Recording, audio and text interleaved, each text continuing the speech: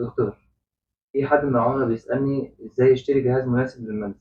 طيب خليني ارد عليك في 3 نقط. اهم نقطة، ما تشتريش جهاز في كرتونة. الجهاز لازم تنزل وتتفرج على الجهاز بنفسك وتشوف الخامات بتاعته، وتطلع على الجهاز وتخلي السيلز بتاع الشركة اللي انت رايح تشتري منها يفتح لك الجهاز عشان تتأكد ان هو مناسب لوزنك. طيب تاني حاجة، ان انت تسأل كويس جدا على الشركة اللي انت رايح تشتري منها، ويفضل تشتري من مكان اوفلاين زي ما قلنا علشان تجرب الجهاز وتشوف الريفيوز بتاعت الشركة دي، العملاء اللي اتعاملوا معاها قبل كده مرتاحين ولا كان عندهم مشاكل.